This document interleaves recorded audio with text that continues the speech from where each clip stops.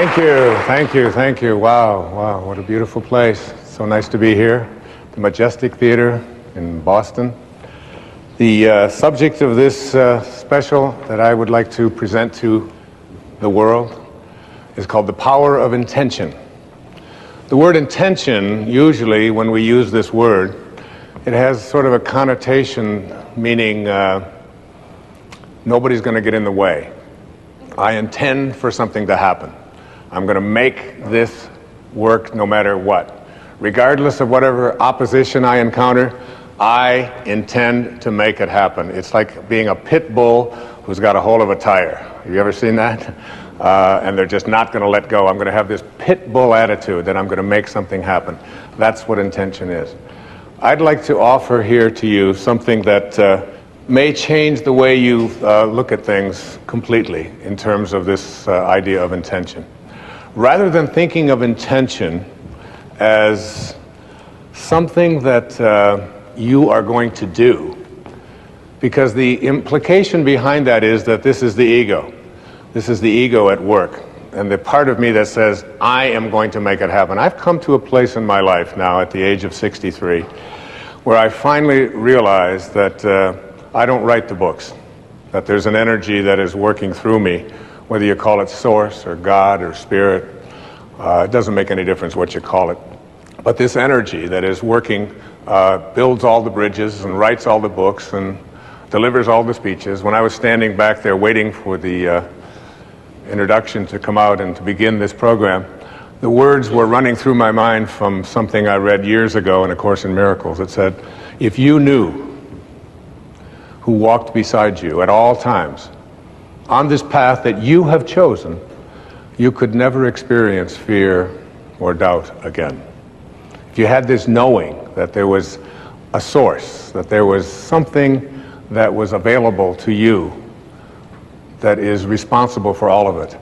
And in the writing of The Power of Intention, I remember sitting down to start this book on a specific day, happened to have been Pearl Harbor Day, December the 7th. And I sat down and I put my left hand on the table and I just surrendered and I let go and I allowed the words to flow through my heart and onto the page. And I don't write with a computer. I don't have one. Can't afford it. I have 8 children and they all need one for some reason. And I don't have all of the fancy kinds of, I don't even have a typewriter. I just allow the words to come through me onto the page. And as I was sitting there and allowing this to happen, I began to realize that there was something greater going on here. And as the days went by, and as I wrote each day, getting up early in the morning, and I did this years and years ago when I first started speaking. I used to speak with notes and have everything all very carefully written out and so on. And there came a time when I could no longer do that. I just had to speak from my heart, which is exactly what I'm doing here with you today in this program. And when you surrender to this, when you begin to allow this force in the universe to work through you, you begin to realize that everything that shows up here in this world shows up from a source, from a place, from an energy, from a field, whatever you want to call it, and that we and these sort of piddly little egos of ours that believe that we're so important, and whether I get it done right or whether I don't, or whether I get it done on time or whether he does it or she does it or whatever, all of these details become almost something that occupy too much of the energy of our lives. And when you learn to surrender and to let go and to realize that intention isn't necessarily something that I do, but something that I connect to.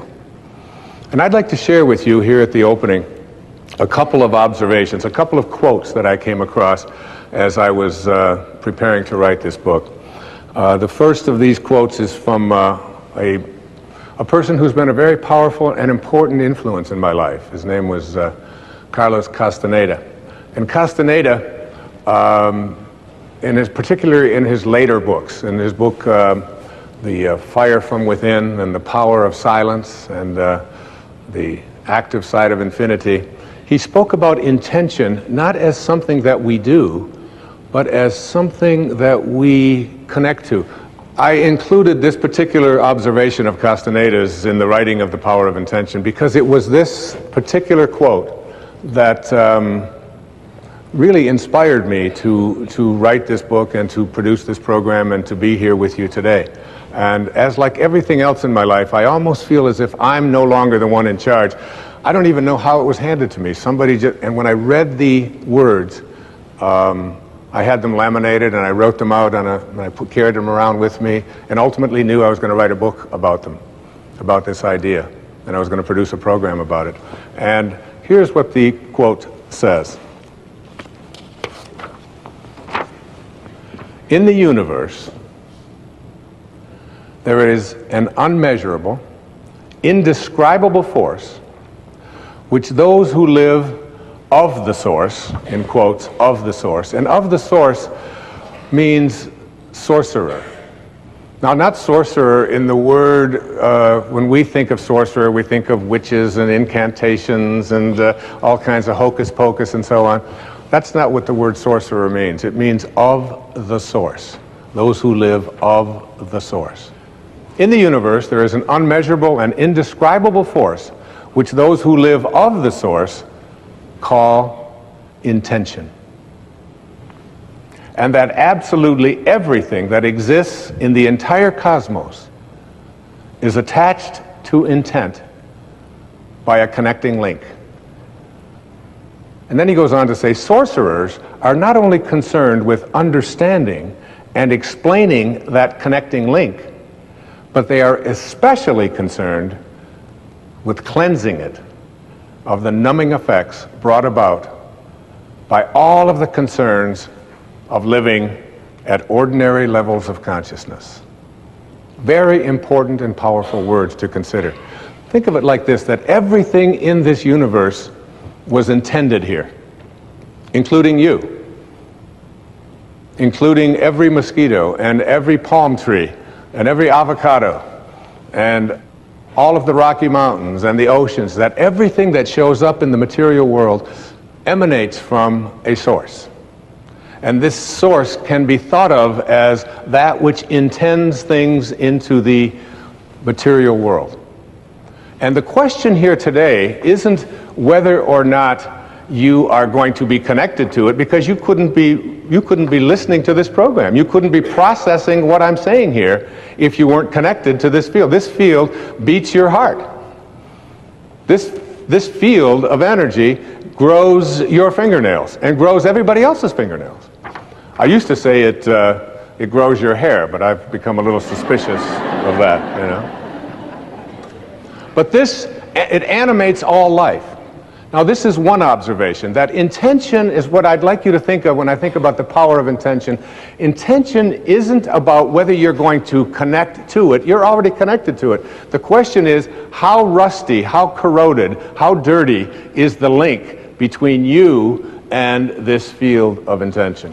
And sorcerers are those who are concerned with cleansing this connecting link so that you become more and more in rapport with, or in harmony with, this field of intention. And the more you're in harmony with this field of intention, the more you are able to do all that this field of intention is able to do. You are able to create miracles. You are able to heal yourself. You are able to attract into your life the abundance that has been missing. You are able to find the right people and have them show up exactly on time. Because that's how the universal source from which all things and all people originated, that's how it works.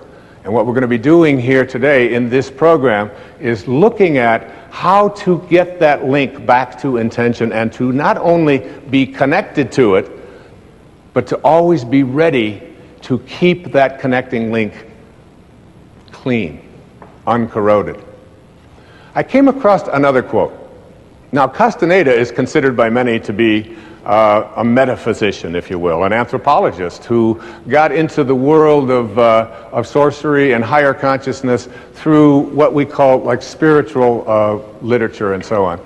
There's another man whose observations I came across that I want to share with you. And his name is Max Planck.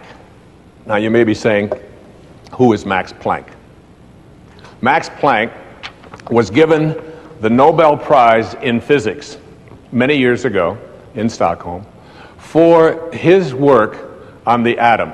He, along with Einstein, was considered to be one of the greatest scientific minds on the planet. Now, these are the people who need hardcore data. They don't want to hear about hocus pocus and sorcerers and connecting to intention and all of these kind of things. It has to be something they can measure, they can see. These are the people who are what we call operating out of the left brain. And that is not in any way a criticism. It's something that allows us to make great scientific explorations and advances, of course, as people. And the study of the atom is something that can be used not only to make atomic bombs, but it can also be used to power all of the needs that we have on the planet for energy if it were put into the proper context. So, here's what Max Planck had to say. As he accepted the Nobel Prize, these were his words. As a man who has devoted his whole life to the most clear-headed science, to the study of matter, I can tell you, as the result of my research about atoms, this much. There is no matter as such. All matter originates and exists only by virtue of a force which brings the particle of an atom to vibration and holds this most minute solar system of the atom together. We must assume, now listen to a greatest scientist on the planet, we must assume behind this force the existence of a conscious and intelligent mind. This mind is the matrix of all matter. Now, that is very, very powerful evidence.